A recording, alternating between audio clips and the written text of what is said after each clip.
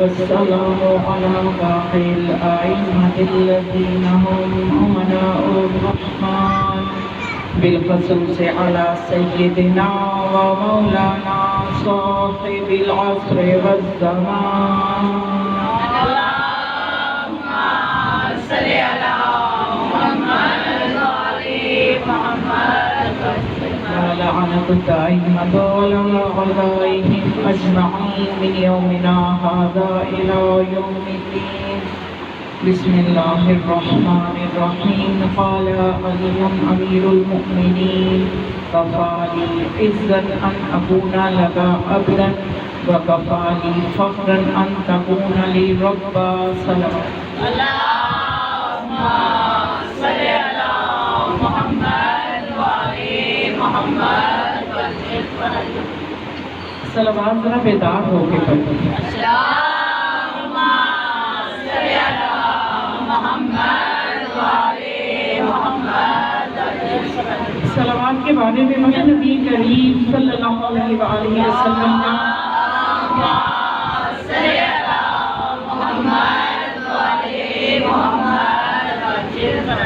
آپ فرماتے ہیں کہ ارفعوا اصواتکم بالصلاۃ علیہ، کہ مجھ پر صلوات بھیجتے ہوئے اونچی آواز میں صلوات بھیجا. تو جو راوی ہے نا وہ یہ کہتا ہے کہ میں نے پوچھا کہ یا رسول اللہ صلوات ہی تو بھیجنی ہے، چاہے آہستہ بھیج لیں چاہے اونچی بھیج لیں، اس سے کیا فرق پڑے گا؟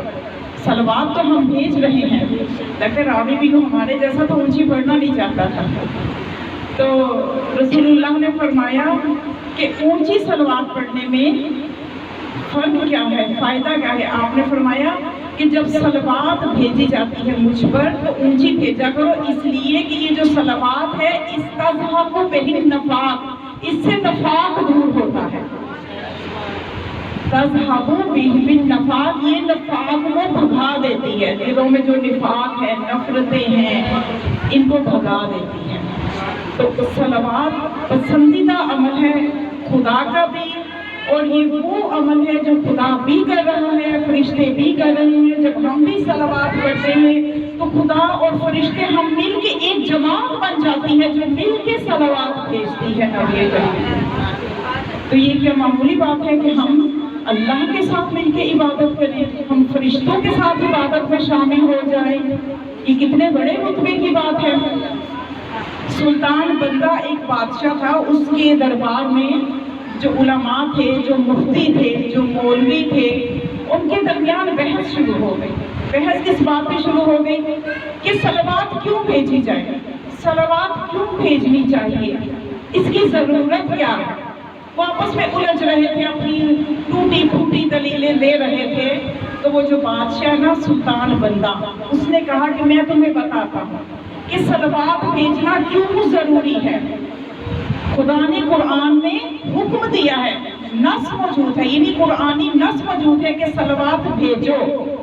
یہ کوئی حدیث نہیں میں آپ کو بتا رہی، قرآن کی آیت صلوات کس مسلمان کو پتہ نہیں ہے؟ سب جانتے ہیں آیت صلوات کے بارے میں، اور بہت سے لوگوں کو حفظ بھی ہوگی. تو یہ کیوں ضروری قرار دیا گیا امت محمدیہ کے لیے کہ وہ صلوات پڑھیں؟ اور خدا نے اس میں تاکید یہ پیدا کر دی کہ میں بھی پڑھ رہا ہوں، فرشتے بھی پڑھ رہے ہیں، تم بھی پڑھو، تم بھی بھیجو صلوات. تو کیوں ضروری ہے؟ تو اس بادشاہ نے جو دلیل دی آپ کو لطف آ جائے گا. اب میں دیکھتی ہوں کہ آپ اس کو کس طرح سنتی ہیں. اس نے کہا کہ صلوات اس لیے خدا نے ہر زمانے میں لازم قرار دی ہے کہ خدا کہنا یہ چاہتا ہے کہ ہر زمانے میں ایک معصوم موجود ہوگا جو اس قابل ہے، جس کی یہ عظمت ہے کہ ہر زمانے میں ایک معصوم کے وجود کو ثابت کرتی ہے، جو اس قابل ہے کہ اس پہ صلوات بھیجی جائے. اس کے اندر ایک بہت بڑی دلیل ہے کہ ہر زمانے میں اللہ کی حجت موجود رہے گی، لوگوں کو پتہ رہے کہ ہم یہ جو صلوات بھیج رہے ہیں اس کا اہل کون ہے، کس کے اوپر ہم صلوات پڑھ رہے ہیں، کون سا وجود مقدس ہے. اللہم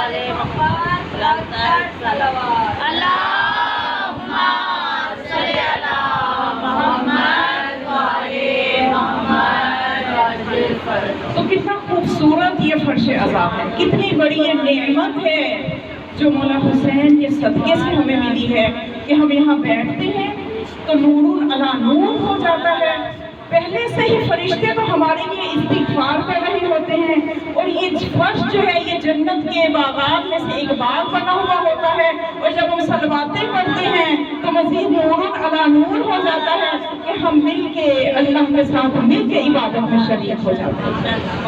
یہ عظمت ہے اس فرش عظیم کی، اور اس سے جڑے رہنے سے ہی ہم صراط مستقیم پہ رہیں گے. وگرنہ یہ زمانہ اتنا برا شوق ہے جو دن بدن مزید برا شوق ہوتا چلا جا رہا ہے، جس کے بارے میں معصوم یہ فرما چکے ہیں کہ آخری زمانہ ایسا زمانہ ہوگا کہ ہمارے چاہنے والے اس طرح سے مختلف عقائد میں بٹ جائیں گے، ٹکڑے ٹکڑے ہو جائیں گے کہ جیسے ٹھیکری ٹوٹ جاتی ہے، جیسے شیشہ ٹوٹ جاتے ہیں اس طرح نہیں ٹکڑے ہوں گے. توجہ کیجیے گا، بہت نازک منزل ہے. وہ تو پھر جڑ جاتا ہے نا، شیشہ اگر ٹوٹے جوڑنے کا کام ہے. مولا نے فرمایا ذرہ ذرہ ٹکڑے ٹکڑے ٹھیکری کی طرح ہو جائیں گے کہ جوڑنا مشکل ہے، ناممکن ہے. آج آپ دیکھیں جو بھی عقیدے سے پکڑتا ہے واپس آتا ہی نہیں. شیطان اتنا اس کے دماغ پہ قبضہ کر لیتا ہے. تو اس لیے ہمیں یہ پلیٹ فارم ملا ہے، یہ ہمیں فرش ملا ہے کہ جہاں پہ ہم صراط مستقیم جو ہے اس پہ اگر ہم کامیاب ہو جاتے ہیں کہ ہم اپنی زندگی کو صراط مستقیم پہ رکھتے ہیں تو پل صراط سے بھی گزر جائیں گے.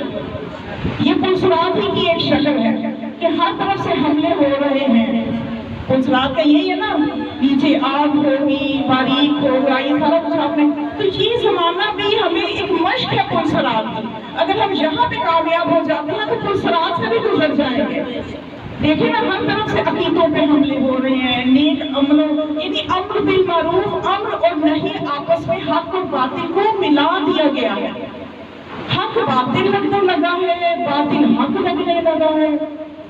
ایسے میں باہر ذریعہ یہ مجالس حسین، یہ درسگاہ حسینی ہے جو ہم نے صراط مستقیم پہ رکھے ہیں. اور اس کے لیے ہمیں جو سب سے ضروری چیز ہے ہدایت کی دعا، وہ ہمیں کرتے رہنا چاہیے. ہدایت کی دعا کرتے رہنا چاہیے. اگر یہ دعا ہم نہیں، کیونکہ ہدایت کی دعا کرنا ہمارے لیے اللہ نے فرض کی ہے. ہماری اور بھی بہت سی مشکلات ہوتی ہیں، اللہ نے فرض نہیں کیا کہ دعا کرو. کسی کے پاس رزق نہیں ہے، کمی ہے رزق کی، سر پہ قرضے ہیں، گھر چھوٹا ہے، تو اللہ نے لازم نہیں کہا کہ بھئی لازم ہے واجب ہے دعا کرو. ہاں وظیفے ملیں گے، معصومین علیہ السلام کی زندگیوں سے وظائف ملیں گے، آپ کو عملیات ملیں گے، ان پہ آپ عمل کریں. لیکن وجوب نہیں ہے کہ اگر کسی کے پاس اولاد نہیں ہے تو واجب ہے کہ وہ دعا کرے. دعا کرنے سے ہی ملے گی. سب کچھ ہوتا ہے دعا سے. میں نے کل دعا کے موضوع پہ تھوڑا سا بتایا تھا. لیکن واجب کیا چیز اللہ نے کی ہے؟ کون سی دعا اللہ نے واجب کی ہے؟ اور دن میں 34 مرتبہ واجب ہے. 17 رکعت نماز پڑھتے ہیں نا. ہر نماز میں پہلی 2 رکعتوں میں سورہ الحمد پڑھی جاتی ہے. اور سورہ الحمد میں کون سی دعا موجود ہے؟ اہدنا الصراط المستقیم، ہمیں ہدایت کا صراط مستقیم پر. یعنی صراط مستقیم ہدایت کی دعا اللہ نے واجب قرار دی ہے. اگر آپ واجب نمازوں کے علاوہ مستحب نمازیں پڑھیں گی، سورہ الحمد کے بغیر کا نماز واقع ہی نہیں ہوتی. ہر مستحب نماز، واجب نماز، اس کی پہلی 2 رکعتوں میں سورہ الحمد پڑھنا لازم ہے. اور اس میں اگر ہم مستحب نمازوں کو شمار نہ کریں، صرف واجب نمازیں کو سب پڑھتے ہیں، تو 34 مرتبہ اللہ یہ دعا پکواتا ہے کہ اے خدا ہماری ہدایت کر، ہماری ہدایت کر. ہدایت اتنی ضروری چیز ہے. اور اس ہدایت، وہ ہدایت ہمیں کس طرح سے ملے گی؟ اسی فرش عظام سے. اللہ نے بندوبست بھی کیا ہے. وہ ایسا کریم خدا ہے کہ وہ صرف یہ نہیں کہ ہمیں ہدایت کی دعا کے لیے کہہ رہا ہے اور کوئی بندوبست نہیں کیا. اس ہدایت کے لیے اس نے 1,24,000 انبیاء بھیجے اور ہر زمانے میں اپنی حجت رکھی. بس اب یہ ہمارا کام ہے اس حجت سے متمسک رہنا. جب ہم اس حجت سے متمسک رہیں گے تو ہمیں پہاڑ اپنی جگہ سے مل سکتے، ہمیں ہدایت سے کوئی نہیں ہٹا سکتا. اور امام المتقین، سب سے زیادہ ضرورت اس چیز کی ہے کہ اپنے زمانے کے امام کو پہچانے. اور وہ زمانے کا امام، ہر زمانے کا امام، امام المتقین کا وارث ہے. امام المتقین کا وارث کون ہے؟ زمانے کا امام. اس کے ساتھ ہمیں ضرورت ہے کہ ہم متمسک رہیں، معرفت حاصل کریں آئمہ علیہ السلام کی، ان ہادیوں کی معرفت حاصل کریں، اور اس میں کسی قسم کے شک و شبہ میں مبتلا نہیں ہو، تو پھر ہم صراط مستقیم پہ ہیں۔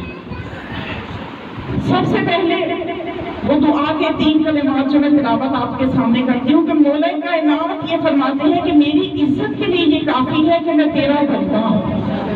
تو اس میں ہم نے دیکھا ہے کہ مولا کائنات کس مرتبے اور کس عظمت کے مالک ہیں کہ جو یہ فرما رہے ہیں کہ اے خدا میری عزت کے لیے، ہم نے اپنی عزت کے لیے کن چیزوں کو بنا رکھا ہے؟ ہم نے اپنی عزت بنا رکھی ہے کہ ہمارا گھر بڑا ہوگا تو ہماری عزت ہوگی، ہمارا لباس برانڈ کا سوٹ پہننا ہوگا تو ہماری عزت ہوگی۔ اب میں نے آپ کو بتانا ہی چاہتی ہوں کہاں کھڑے ہیں ہم، کہاں کھڑے ہیں، اپنے آپ کو ہم نے دیکھنا ہے۔ مولا کائنات کیا فرماتے ہیں کہ میری عزت کے لیے یہ کافی ہے کہ میں تیرا بندہ ہوں۔ تو اب آج سے آپ یہ اپنے ذہنوں میں نکال دیجئے کہ مال و دولت سے عزت ملتی ہے، عزت اس کو ملتی ہے جس کو اللہ عزت دیتا ہے۔ اللہم مالک الملک، خدا اعلان فرما رہا ہے اللہم مالک الملک تؤتی الملک من تشاء وتنزع الملک ممن تشاء وتعز من تشاء وتذل من تشاء بیدک الخیر انک علی کل شیء قدیر۔ خدا فرماتا ہے کہ میں جس سے چاہے مملکت چھین لوں، جسے چاہے مملکت دے دوں، جس کو چاہے میں عزت دوں، جس کو چاہے میں ذلت دوں۔ تو کیا ضروری ہے نا پھر ہمارے لیے کہ اللہ کا بندہ بنے؟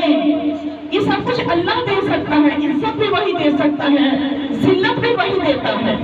تو ہمیں ضرورت نہیں ہے دنیا کے لیے پریشان ہونے کی کہ میرے پاس شاید لباس اچھا نہیں ہے تو میری عزت نہیں ہے۔ نہیں، خدا کیا کہہ رہے ہیں؟ خدا کہہ رہا ہے میرے بندے بنو تو عزت ملے گی۔ اس لیے مولا کائنات فرما رہے ہیں، مولا کائنات نے کیسا لباس پہنا کہ جو اس زمانے کے غریب انسان کا لباس ہوتا تھا۔ کیسے غذا کھائی؟ جو اس زمانے کے غریب غذا کھاتے تھے۔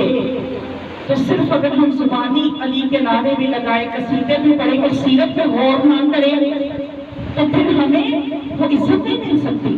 اگر ہم نے عزت لینی ہے تو عزت ان چیزوں میں نہیں ہے جن کو ہم نے سمجھ رکھا ہے، عزت ان چیزوں میں ہے جو مولا کائنات اپنی سیرت میں بتا کے گئے ہیں۔ پھر مولا فرماتے ہیں کفانی فخر ان تکون لی رب، میرے فخر کے لیے یہی کافی کہ تو میرا رب ہے، وہ رب جس کو ہم نے اپنی زندگیوں میں اتنی جگہ نہیں دی ہوئی۔ آپ ذرا غور کریں، ہم اپنے 24 گھنٹوں میں اپنے رب کو کتنا یاد کرتے ہیں؟ 5 وقت کی نماز بھی ہمیں مشکل لگتی ہے، اور وہ بھی جس طرح سے ہم پڑھتے ہیں نا، بس اللہ کا کرم یہ ہے کہ وہ قبول کر لیں، وگرنہ ہر چیز تو ہمیں نماز میں یاد آتی ہے، ہر بھولی ہوئی بات تو نماز میں یاد آتی ہے۔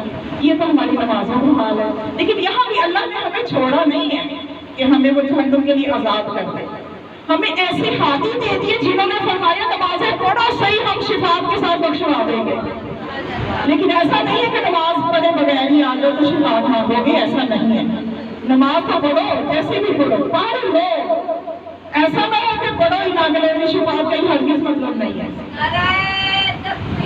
اللہ اکبر، رسالت یا رسول اللہ، حیدری یا علی یا علی، محمد و آل محمد، صلوات اللہم صلی علی محمد و آل محمد۔ تیسرا جملہ مولا فرماتے ہیں انتا کما تحب فاجعلنی کما تحب، اے رب، اے میرے مالک، تو ویسا ہی ہے جیسا میں چاہتا ہوں، مجھے بھی ویسا بنا دے جیسا تو چاہتا ہے۔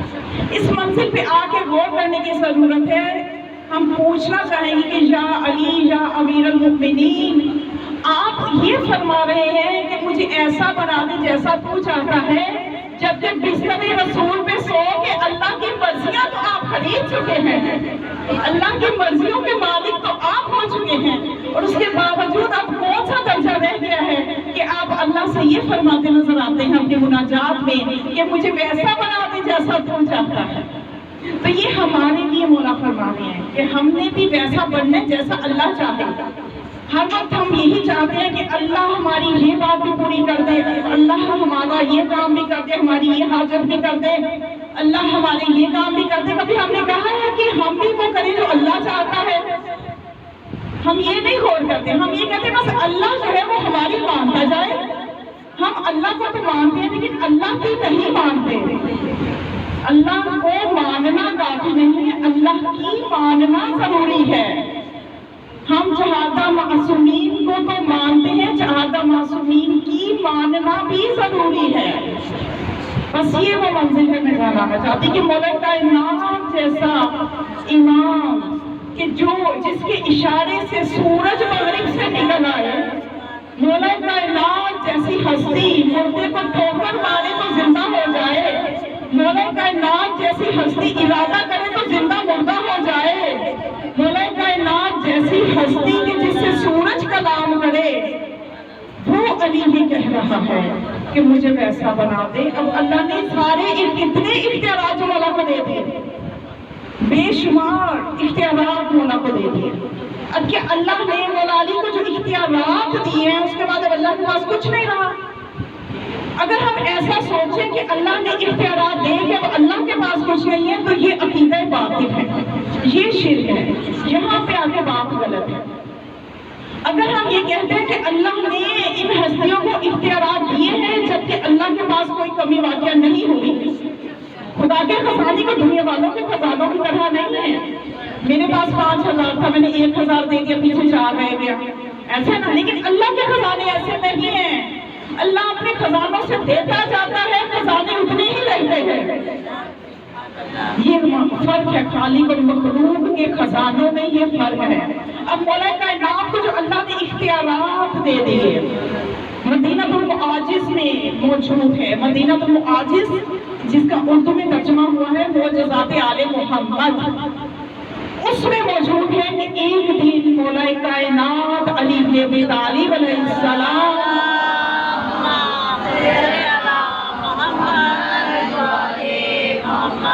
کہ بیت الشرف میں جناب سلمان بھی موجود تھے، محمد بن ابی بکر بھی موجود تھے، حسنین علیہ السلام بھی موجود تھے، محمد بن حنفیہ بھی موجود تھے.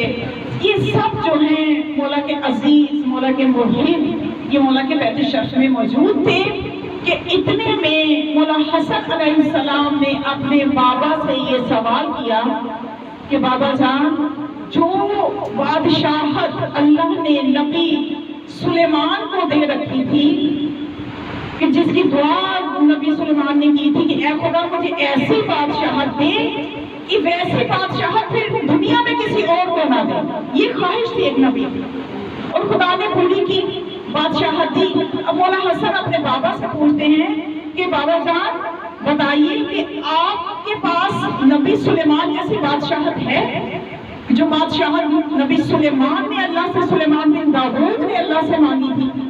تو مولا نے جواب دیا، اے میرے بیٹے حسن، تمہارے بابا علی کے پاس اور تمہارے نانا رسول اللہ کے پاس جو بادشاہت ہے اس کے آگے سلیمان کی بادشاہت کچھ بھی نہیں ہے. جو بادشاہت اللہ نے تمہارے بابا اور تمہارے نانا کو دی ہے. اب مولا دیکھ رہے تھے ان سب کے چہروں کی طرف کہ جب مولا نے فرمایا، اب میں بھی آپ کے چہرے دیکھ رہی ہوں کہ آپ اس بات کو کیسے سنیں گی کہ معجزات آل محمد کہ آج دنیا ان ہستیوں کی کشش کو ختم کرنے پہ لگی ہوئی ہے.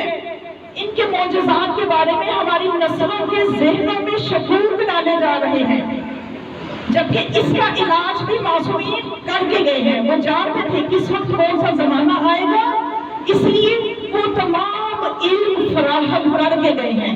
صرف ہم کتابوں کو کھولتے نہیں ہیں، پڑھتے نہیں ہیں، اور ہم سنی سنائی باتوں میں آ کے کبھی شک میں پڑ جاتے ہیں تو کبھی پھر یقین میں چلے جاتے ہیں. یہ ڈاما ڈول سے عقیدے آج کل چل رہے ہیں. اس کی وجہ کیا ہے کہ ہم مطالعہ نہیں کرتے. تو یہ معصومین سب چیزوں کے جواب دے کے گئے ہوئے ہیں. جو معصومین کے فضائل میں کم کرتے ہیں وہ مقصر ہیں، ان کو بھی ناپسند کیا گیا ہے. یعنی ان کی عظمت کا انکار کرتے ہیں، ان کے معجزات میں شک کرتے ہیں، وہ تقصیر کر رہے ہیں، کمی کر رہے ہیں ان کے فضائل میں. اور جو ان کے فضائل کو اتنا بڑھا دیتے ہیں کہ علی اللہ کے نعرے لگواتے ہیں، علی رب کے نعرے لگواتے ہیں، وہ بھی غلط ہے. وہ غلو کی طرف جا رہے ہیں، وہ زیادتی کی طرف جا رہے ہیں. تو اس لیے اس معاملے کو بھی مولا سجاد علیہ السلام نے حل کر دیا تھا جب ان سے جابر نے پوچھا تھا. جابر نے جب مولا سے پوچھا کہ یبن رسول اللہ من المقصر، یہ مقصر کیا بنا ہے، मुकस्सिर कौन है? तो मौलाना ने फरमाया अल्लज़ीना युकस्सिरूना मारिफतिल आइम्मा। मौलाना सज्जाद ने फरमाया जो हम आइम्मा की मारिफत में कमी करते हैं वो मुकस्सिर है, जो हमारी मारिफत को नहीं हासिल करते वो मुकस्सिर है। फिर जाते ने कहा मारिफत से आपकी क्या मुराद है? मौलाना ने फरमाया वो इस तरह से मारिफत हासिल करें कि अल्लाह ने जिनका इंतखाब किया है, जिन हस्तियों का इंतखाब किया है, जिनको अपनी हुज्जतें बनाया है, उनके तफवीज़ इलैहि रूह, उनके अल्लाह ने उनके सपोर्ट उनके साथ अपनी रूह को मुख्तस किया है। जिनको अपनी हुज्जत बनाया है उनके साथ अपनी रूह को मुख्तस किया है, मखसूस किया है। और जिनके साथ अपनी रूह को मखसूस किया है उनके सपुर्द कुछ अमूर कर दिए हैं, उनके सपुर्द कुछ इख्तियारात कर दिए हैं। समझ रहे हैं ना सबको? ज्यादा मुश्किल तो नहीं है। सलवात पढ़े मुझे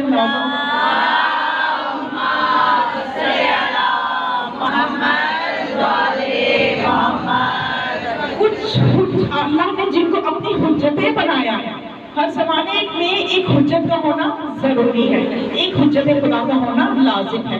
तो जिनको अल्लाह ने अपनी हुज्जतें बनाया है उनके साथ अपनी रूह को मखसूस किया है, जिनके साथ अपनी रूह को मखसूस किया है उनके हवाले कुछ अमूर किए हैं, उनको कुछ इख्तियारात दिए हैं। अब उन इख्तियारात की वजह से मौला फरमाते हैं कि उन इख्तियारात की वजह से वो हुज्जत खुदा, वो हुज्जत खुदा जो है वो यअलमु मा फिस समाइल, लोगों के ज़मीनों में जो कुछ है वो जानती हैं, लोगों के दिलों में क्या है वो जानती हैं। व यअलमु मा काना व मा यकूनु इला यौमिल क़ियामा, जो हो चुका जो क़यामत तक होगा वो सब वो जानती हैं। और उस अमूर की वजह से, उस इख्तियार की वजह से वो हुज्जत इलाही जो है युही बिइज़्न ही, अल्लाह के इज़्न से जिंदा भी कर सकती है, अल्लाह के इज़्न से रिस्क भी दे सकती है, अल्लाह के इज़्न से मार भी सकती है। ये अल्लाह के इख्तियारात है। अब देखिए आज के दौर में तो इन चीजों को समझना इतना मुश्किल नहीं है। आप अपने ये जो हाथों में सेल फोन है, जो मोबाइल है, इनसे क्या क्या कुछ नहीं आपको पता चल जाता। हत्ता कि अब यहाँ तक होने लगा है, मैंने खुद इस चीज़ की प्रैक्टिस की है और बाज़ लोगों से मैंने जब डिस्कस किया तो वो भी इस नतीजे पे पहुंचे कि बाज़ बात हम कोई चीज़ सोच रहे होते हैं, यूट्यूब पे उसके मुतालिक वीडियो आ जाती है। ठीक है, न लीजिएगा तो जरूर सोचिएगा। इधर आप सोचेंगे, एक दिन गुजरेगा या आधा दिन गुजरेगा, आप यूट्यूब खोलेंगे, जो आपने सोचा होगा वो आपके उस पर आ जाएगा। ये दुनिया के बनाई हुई डिवाइस, ये दुनिया के नूर की ताकत, तो जो खुदा के नूरे अज़मत से खल्क हुए हो वो दिलों के राज क्यों नहीं बता सकते? बात सिर्फ समझने की।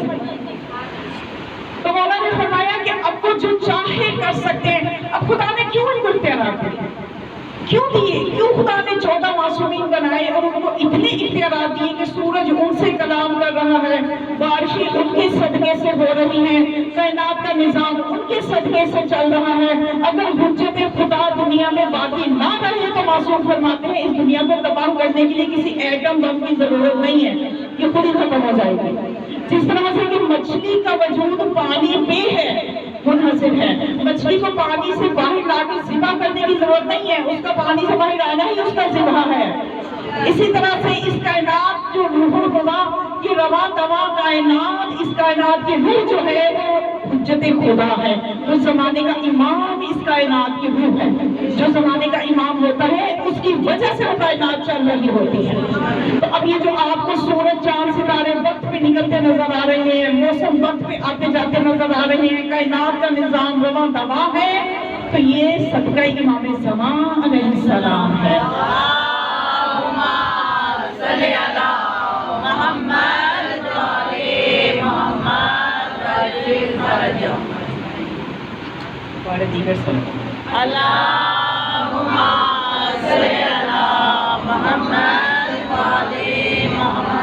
अभी जो मैंने आपको ज़हनी तौर पे आमादा किया है, मैं चाहती हूँ कि मौला का जो ये मैं मोजज़ा आपको मदीनतुल मुहाजिर किताब को मैं हवाला दे चुकी हूँ।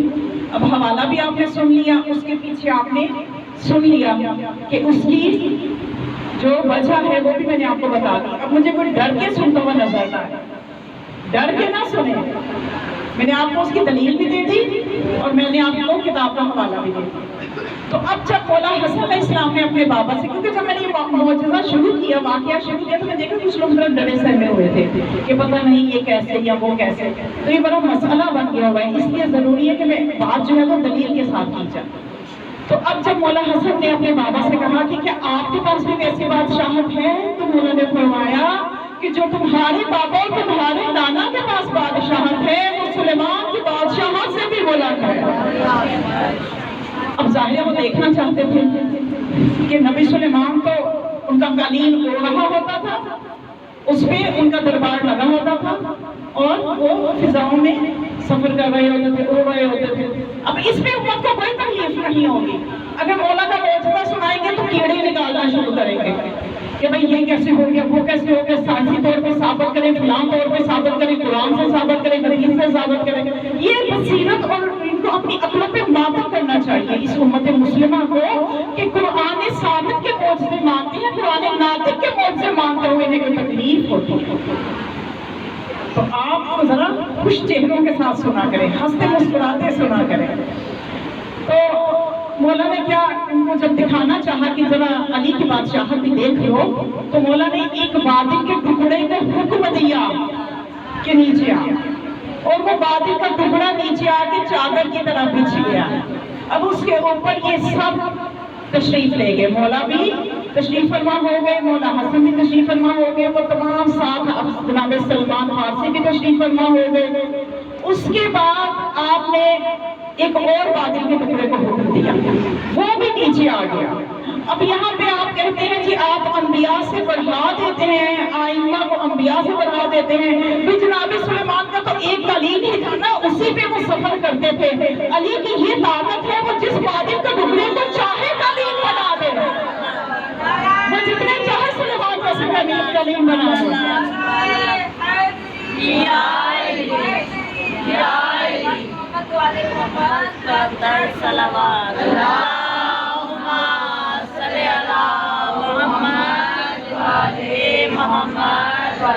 اب جب پہلا بادل کا ٹکڑا نیچے آیا، اس نے آگے سب سے پہلے کیا کام کیا؟ اس نے مولا کائنات کو سلام کیا، السلام علیکہ یا وسیع رسول اللہ، اے رسول اللہ کی وسیع آپ پر سلام ہو۔ اور ساتھ وہ کہنے لگا کہ یا علی آپ پر سلام ہو، آپ ہی وہ ہیں کہ آپ کے گھرانے کو جس نے تسلیم کیا وہ نجات پا گیا، جس نے آپ کے گھرانے کا انکار کیا، آپ کی ولایت کا انکار کیا، وہ تباہ و برباد ہو گیا۔ میں کہتی ہوں بادل کے ٹکڑے کو یہ عقل ہے کہ وہ ولایت کو مانتا ہے، اور وہ انسان جس کو اللہ نے عقل و شعور دے کے بھیجا ہے وہ انکار کرتا ہے، اس لیے کہ بصیرتیں کمزور ہیں، مہریں لگی ہوئی ہیں دل و دماغ پہ۔ اسی طرح دوسرا بادل کا ٹکڑا جب آیا، اس نے بھی اسی طرح سے آپ کی ولایت کی گواہی دی، سلام کیا اور آپ کے گھرانے کی عظمت کا قصیدہ پڑھا۔ اب جب یہ سوار ہو گئے، وہ ٹکڑا فضا میں بلند ہوا، تو اس وقت مولا حسن نے ایک اور سوال کیا۔ سوال یہ کیا کہ یا امیر المؤمنین، جو سلیمان بادشاہ تھا اس کے پاس ایک انگوٹھی تھی، وہ اس انگوٹھی کی وجہ سے ان کی بادشاہت تھی، آپ کی بادشاہت کی کیا دلیل ہے؟ آپ کی بادشاہت میں دیکھو آپ سن کیسے رہی ہے، آپ کی بادشاہت کی کیا دلیل ہے؟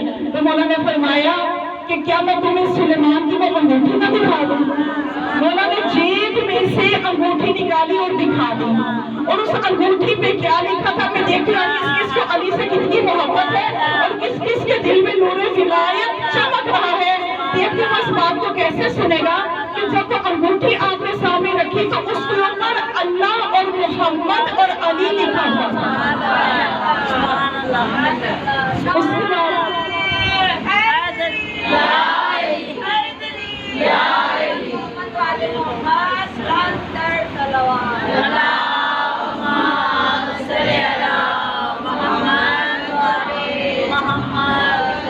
اس کے بعد آپ نے اپنے بیٹے حسن کے سوال کا جواب دیا کہ جو نبی سلیمان تھا اس کی بادشاہت اس انگوٹھی کی وجہ سے تھی، اور آج وہ انگوٹھی علی کی جیب میں ہے، اور میری حکومت کی جو وجہ ہے، میری حکومت 5 چیزوں کی وجہ سے ہے۔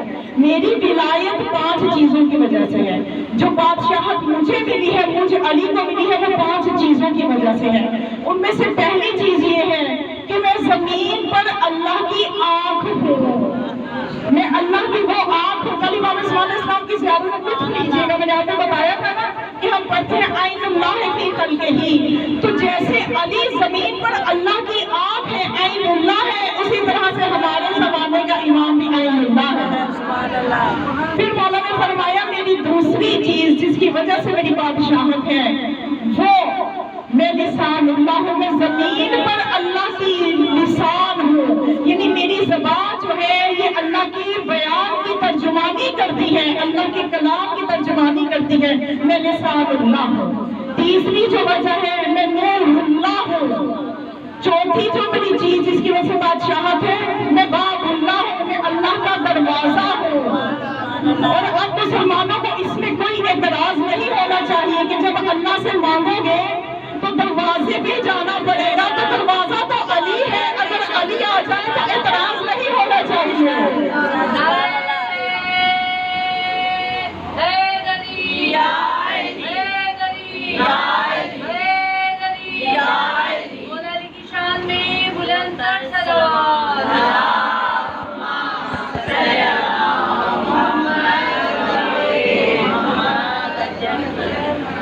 میں باب اللہ. 5ویں چیز جس کی وجہ سے میری بادشاہت ہے وہ ہے حجت اللہ. میں اللہ کی حجت ہوں. اس کے بعد مولا نے غور فرمایا. اب بیٹھے کون لوگوں میں ہیں؟ آپ لوگ پریشان ہو جائے تو چلے مجھے پریشان نہیں ہونا چاہیے. قمر اور سلمان جیسے لوگ پریشان ہو رہے تھے کہ یہ ہو کیا رہا ہے، یہ علی فرما کیا رہے ہیں. سلمان جو ایمان کے 10ویں درجے میں. اب مولا نے مزید ان کا امتحان لیا، ان کے ایمان کا امتحان لیا.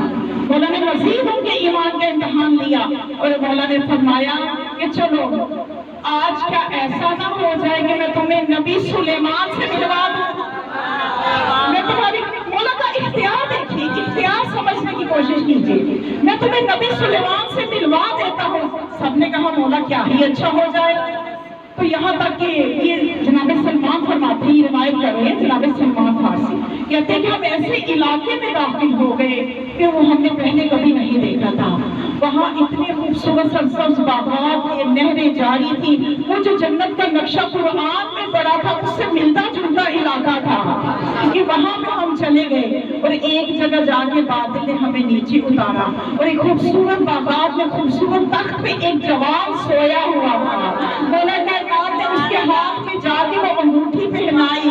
وہ جوان بیدار ہو گیا اور جب وہ بیدار ہو گیا وہ جوان کون تھا؟ وہ نبی سلیمان تھا. اور جب وہ بیدار ہو گیا تو اس نے خدمت امام میں سلام پیش کیا. السلام علیکم یا وصی رسول اللہ، اے اللہ کے رسول کے وصی آپ پر سلام ہو. اور یہ ساتھ کہا کہ میں گواہی دیتا ہوں کہ جس نے آپ کی ولایت کو تسلیم کیا وہ کامیاب ہو گیا، جس نے آپ کی ولایت میں شک کیا وہ ناکام ہو گیا.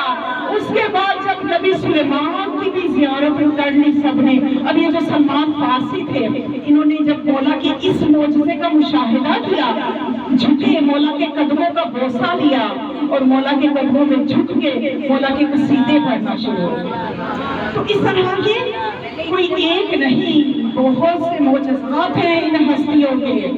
صرف وہ دل چاہیے جو تحمل کر سکے، وہ ظرف چاہیے جو ان کے معجزات کو تحمل کر سکے. ہر ظرف اس قابل نہیں ہوتا کہ جس میں آل محمد کی معرفت آ سکے. ہر ظرف اس قابل نہیں ہوتا. تو یہ وہ ہستیاں ہیں، یہ ان کی وہ کمال ہے، یہ عظمت ہے. اور وہ علی جو یہ معجزات انجام دے رہے ہیں. اور توجہ کیجیے کہ اس علی، وہ علی جو دروازہ ہے جس شہر کا، وہ شہر جو مدینہ، شہر مدینہ کتنا عظیم ہوگا اور وہ خدا کتنا عظیم ہوگا جو اس رسول کا بھی خالق ہے. یہ اصل میں خدا ان ہستیوں کے ذریعے اپنے آپ کو پہچانوا رہا. اگر یہ بھی ہمارے جیسے ہوں، بس اتنا ہی دیکھیں جس طرح ہم دیکھ سکتے ہیں، اتنا ہی سنیں جتنا ہم سنتے ہیں، تو پھر خدا کی کیا مخلوقات بھی تو ایسا ہی ہوگا کہ محدود ہی سنتا ہوگا. توجہ فرما رہے ہیں نا. اگر خدا ان ہستیوں کو اختیارات نہ دے، ان کو معجزات نہ دے، ان کو علم دے کے دنیا میں نہ بھیجے، خدا کی معرفت کیسے معرفت ہوگی؟ بس یہی کہ خدا کچھ محدود ہی سن لیتا ہوگا، محدود سے ہی اس کا علم ہوگا، محدود سے ہی قوت سماعت ہوگی، محدود سے ہی قوت بینائی ہوگی. لیکن خدا نے اپنی معرفت کے لیے ان کو اپنی صفات کا مظہر بنا کے بھیجے، اس لیے نازل تک ان کو اختیارات دے کر بھیجے، اس لیے کہ ان کو ایک محدود زمانے کے لیے نہیں بھیج رہا، ان کو ہم قیامت تک کے لیے امام بنا رہا ہے، اور جنوں انس کا امام بنا رہا ہے، اور کائنات کے ذرے ذرے پر ان کی ولایت کو پیش کر رہا ہے. کائنات کا ہر ذرہ ان کی ولایت کو گواہی دے رہا ہے.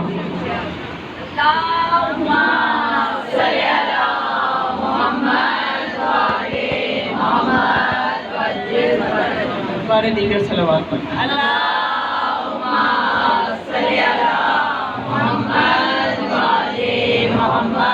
مومنات، اس واقعے کے ساتھ آپ کی زحمتوں کو تمام کروں گی کہ جس طرح سے مولا کائنات عین اللہ ہے، جس طرح سے مولا کائنات علم رسول کے وارث ہیں، اسی طرح سے ہمارے زمانے کا امام بھی اس علم کا وارث ہے.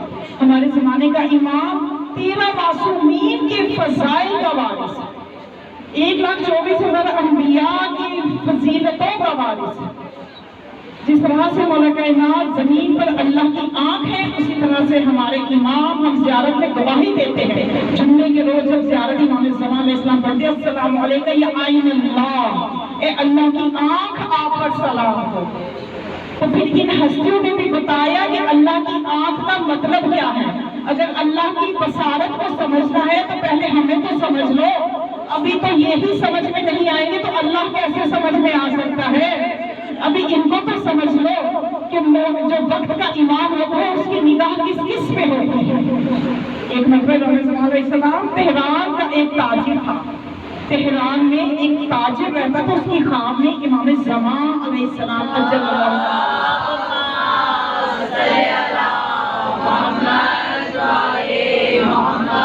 تشریف لائے اور اس سے کہنے لگے کہ اس سال جب تم حج پہ آئے گا تو حج پہ آنے سے پہلے وہ جو حج پہ اس کو بھی اپنے ساتھ لا، جو مشہد میں ایک مومن رہتا ہے اس کو اپنے ساتھ لے کے آنا، اور اس کا پورا پتہ امام نے دیا ہے. اب آپ کو شک نہیں کرنا چاہیے کہ یہ کیسے ہو گیا. آپ کو پتا ہے کہ عین اللہ، اللہ کی آنکھ. اب امام نے اس کو حکم دیا کہ مشہد کے فلاں مومن کو بھی لے کے آنا. اب یہ جو تاجر تھا سمجھ گیا کہ خواب عام خواب نہیں ہے، امام میری خواب میں آئے ہیں اور حکم دے رہے، چونکہ یہ امیر بندہ تھا، دولت مند تھا، تو مولا جانتے ہیں کہ کس سے کیا کام لینا ہے. اب یہ مشہد میں مولا کے بتائے ہوئے پتے پہ چلا گیا، جا کے دیکھا تو وہ ایک غریب مومن کا گھر تھا اور وہ چرواہا تھا، بکریاں چرانے کے لیے لے کے گیا ہوا تھا. یہ اس کے پاس وہاں چلا گیا اور جا کے اس سے اسلام دعا کی اور کہنے لگا کیا تم حج کا ارادہ رکھتے ہو؟ وہ کہنے لگا میں غریب اور کہاں حج، میرا ایسا کوئی ارادہ نہیں. تو اس نے کہا کہ تمہیں حج امام زمان علیہ السلام کروا رہے ہیں.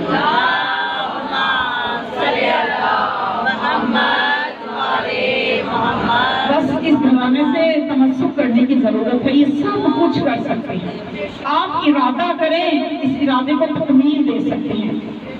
تو وہ بہت اس کی کیا خوبیاں تھیں کہ ایمان کا اس پہ کرم تھا، سارے کاغذات وغیرہ بنوائے.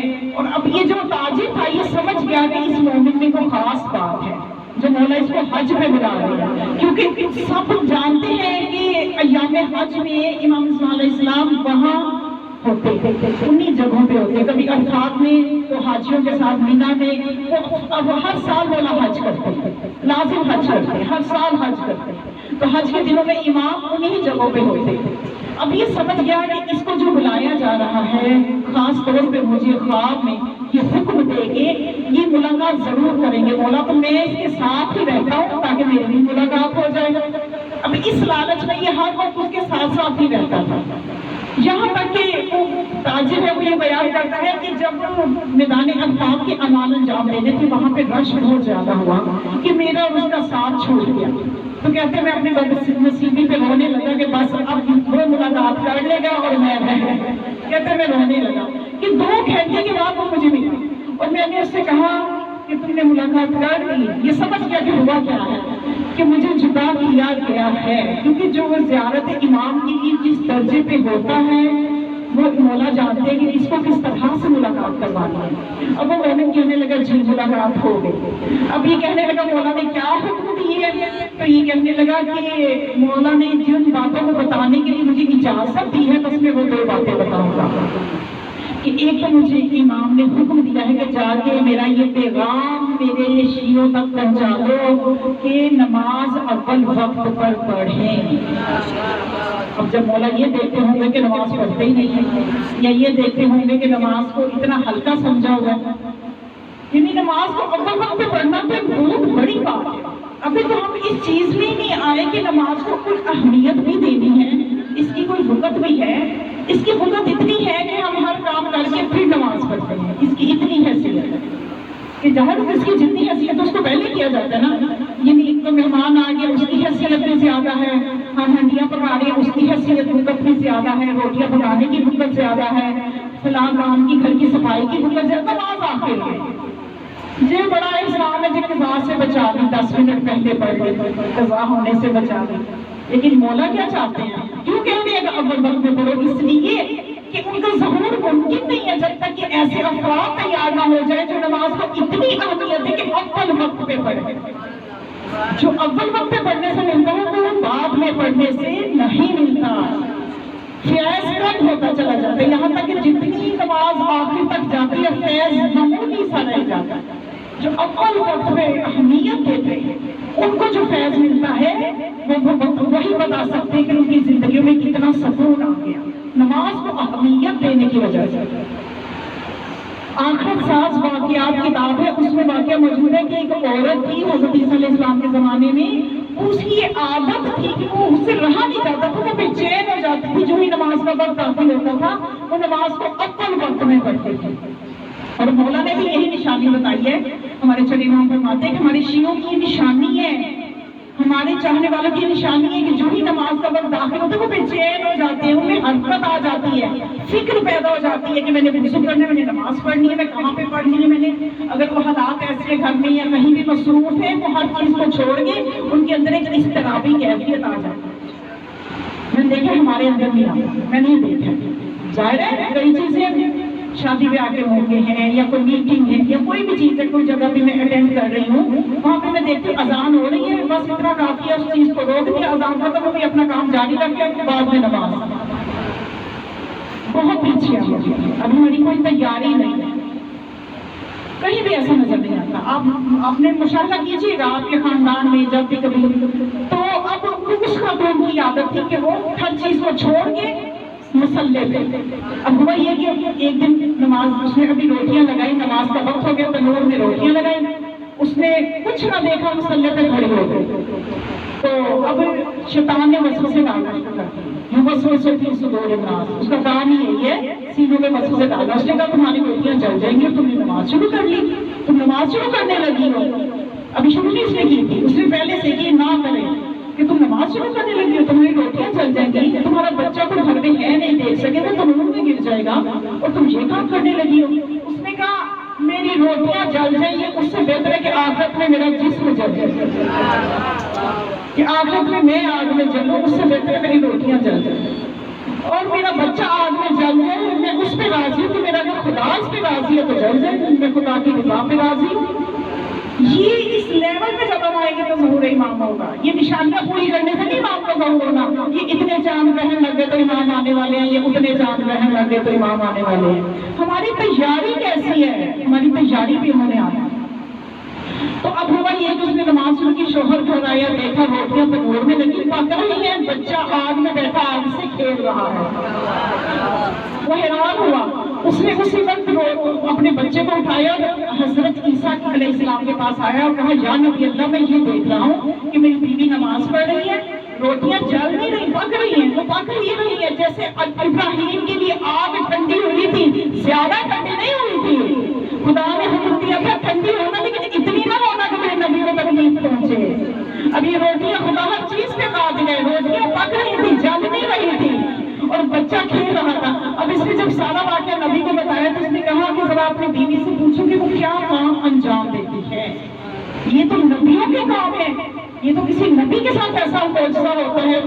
تو جب اس خاتون سے پوچھا گیا تو اس نے کہا کہ میں نماز کو اول وقت پہ پڑھتی ہوں، میں اللہ کی رضا پہ راضی رہتی ہوں، جو میرے لیے برا سوچتا ہے میں دل میں کینہ نہیں لاتی، اور میرے در پہ جو بھی آتا ہے چاہے تھوڑا ہی دوں میں خالی ہاتھ نہیں بھیجتی، اور نماز شب و نماز صبح، نماز شب کی بھی پابندی کرتی ہوں۔ یہ چیزیں بس اس نے کہا یا نبی اللہ اس سے زیادہ میں کچھ نہیں کرتی۔ تو پتہ ہے حضرت عیسیٰ نے کیا فرمایا؟ حضرت عیسیٰ نے فرمایا اگر یہ مرد ہوتی تو نبی ہوتی، یہ عورت اگر مرد ہوتی تو نبی ہوتی۔ تو بس مومنات کوشش کیجیے آج کے دن آپ یہ فرش ذات سے آجیے کہ ہم نماز اول وقت پہ پڑھیں۔ تو اب وہ اس نے کہا کہ ایک تو مولا نے یہ فرمایا کہ نماز اول وقت پہ پڑھو، تو دوسری میرے زمانے کے امام نے یہ نصیحت کی ہے کہ میرے چاہنے والوں سے کہو کہ جب بھی ہمارے مسائل کا ذکر کریں میری بیٹی زینب کے مسائل ضرور پڑھا کریں، جہاں پہ بھی میری بیٹی زینب کے مسائل پڑھے جاتے ہیں میں وہاں ضرور آتا ہوں۔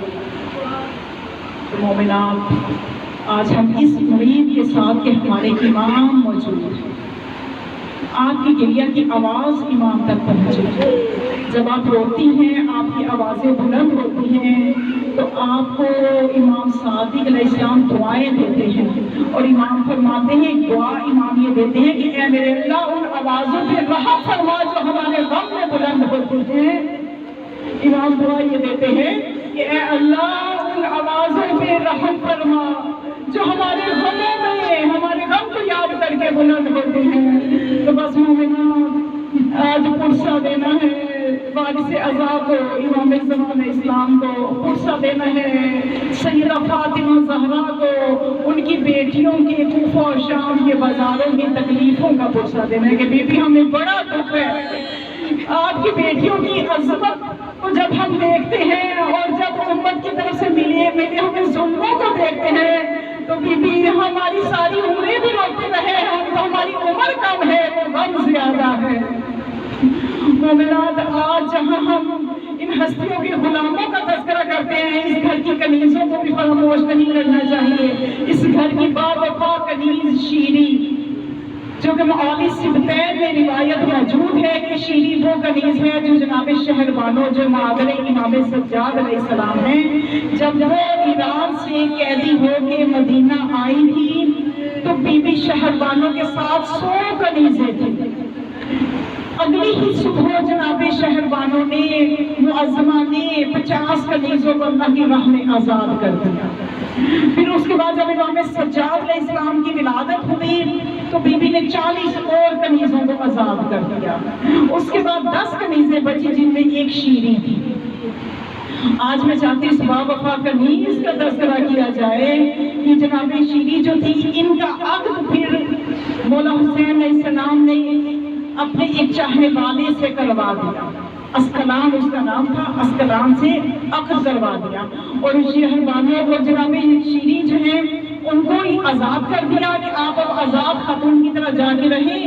اور یہ ہستیاں ایسی کریم ہیں کہ صرف آزاد نہیں کیا بلکہ ایک زمین کا کتاب بھی ان کے نام کیا، اور تمام بنی ہاشم کی جتنی مستورات تھی جب شیری جانے لگی رخصت ہونے لگی تو تحائف لے کے آئی، ان کے نام مولا نے زمین بھی کی اور ان کو تحائف بنی ہاشم کی عورتوں میں دینا شروع کیے، اور جو عورت بھی تحفے لاتی تھی وہ ساتھ ایک چادر ضرور لے کے آتی تھی۔ یہاں تک کہ تاریخ میں لکھا ہے کہ جناب شیری کے پاس بہت سی چادریں جمع ہو گئی تو شیری نے کہا کہ میں اتنی چادروں کا کیا کروں۔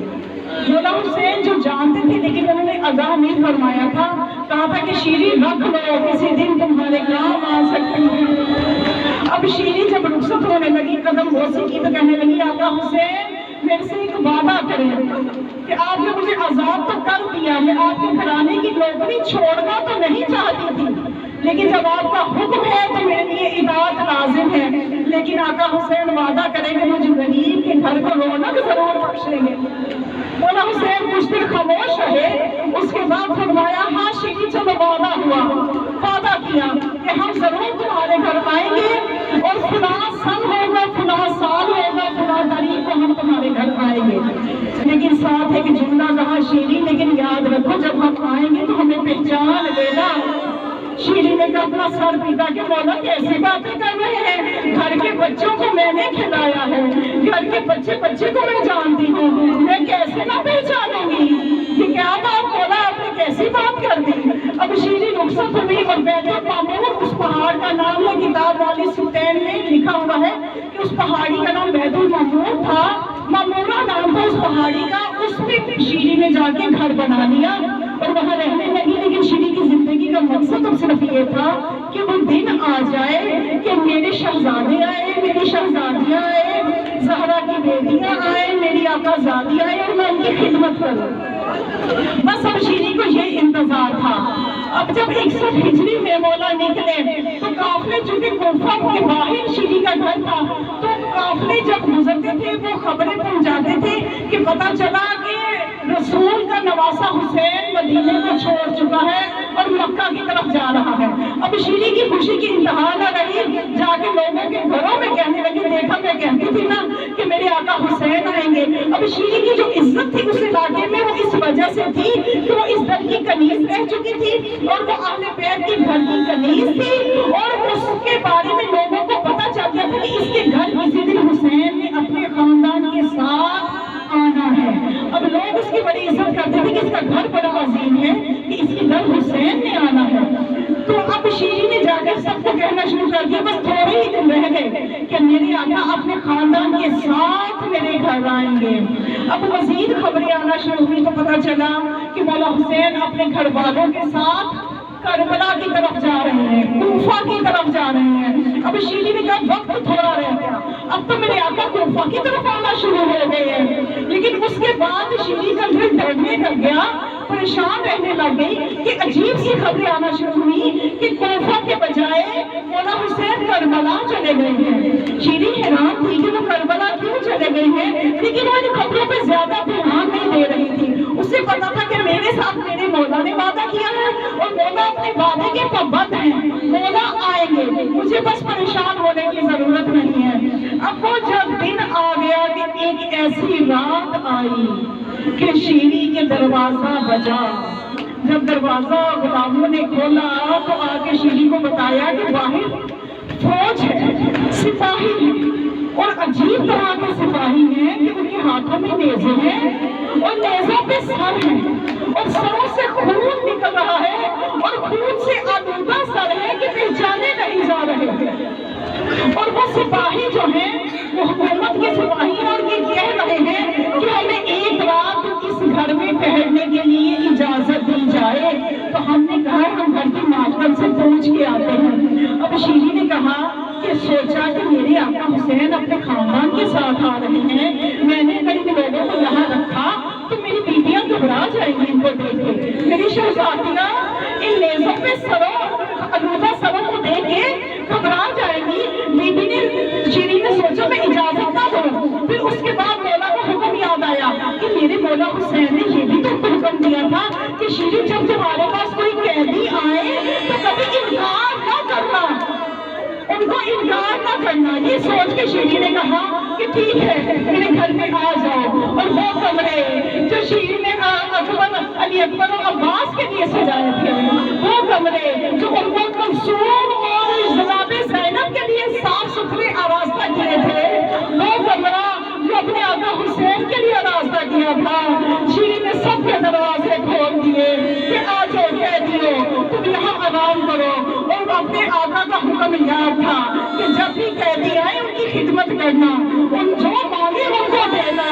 اب جو وہاں پہ ان کو ٹھہرا دیا تو اب شیریں نے ان سے کہا میں آپ کے لیے اچھے پکوان پکواتی ہوں۔ کہ اتنے میں ایک معظمہ نے کہا کہ شیریں پکوان تو تمہاری مرضی پکواتی رہنا، لیکن ایک کام ہم جہاں کی ضرورت ہے کہ ہم یہ چاہتے ہیں کہ یہ جو ہمارے شہداء کے سر ہیں یہ ہمیں مل جائے، ہمیں ان سے ہمیں سروں کو لے دو۔ شیریں نے کہا کیا مشکل ہے؟ اس نے جا کے ان فوجیوں سے کہا کہ تم کچھ پیسے لے لو لیکن یہ قیدی جو سر مانگ رہے ہیں ان کو سر دے دو۔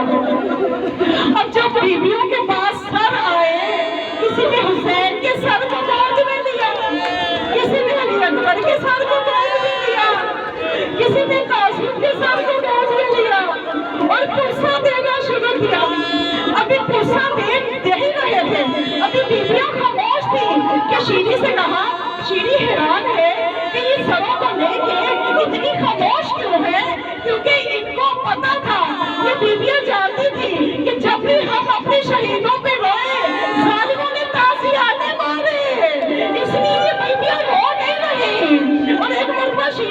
کہا شیری سر تو نہیں دیے, رونے کی اجازت بھی دے دے. شیری بہت حیران ہوئی کہ کیا اپنوں پہ رونے کے لیے اجازت کی ضرورت ہے, اس لیے کہ شیری جانتی نہیں ہے کہ امت کتنی فاسق ہو چکی ہے کہ اپنوں پہ رونے کے لیے اجازت چاہیے. شیری کو جوان آیا, غصہ آیا, کہنے لگی ان کی یہ جرات, اے کہتی ہوں جتنا مرضی ہو, کسی کی جرات جو کوئی کچھ کہے. اب جو رونا شروع کیا, ایک بیٹی نے کہہ دیا واہ حسینہ. شیری نے کہا میرے آقا کا نام نہ لو, اگر تیرے کسی عزیز کا نام حسین ہے تو حسین نہ کہو, اس کے کسی بھائی کا نام لے لو. اب شیری نے کہا, جب یہ کہا تو اس بیٹی نے یہ کہنا شروع کیا اے عباس کے بھائی حسین. شیری دھڑک کے کہنے لگی عباس کا نام نہ لینا, میرے آقا عباس کا نام نہ لینا, اگر اس کے کسی اور رشتہ دار کا نام یاد ہے تو وہ نام لے لو, میرے آقا کے نام نہ لو. اب اس موضوع نے رو کے بیان کیا علی اکبر کا بابا حسین. اب شیری کو پہلے ہی ڈری ہوئی تھی. جناب زینب عالیہ کے پاس گئی, جا کے کہنے لگی بی بی اپنا تعارف کرواؤ, جب سے تم ہمارے گھر میں آئی ہو میرا دل گھبرا رہا ہے, تم اپنا تعارف کرواؤ. تو زینب نے کہا شیری تجھے کہا تھا نا جب ہم آئیں گے تو ہمیں پہچان لینا, پہچانتی کیوں نہیں ہو؟ میں تمہاری آقازادی زینب, میں تمہاری شہزادی زینب. رو کے شیری نے کہا, شیری کانپ گئی, خش کر گئی, افاقہ ہوا, کہنے لگی میری شہزادی اس حال میں ہے کہ سفر کی صعوبتوں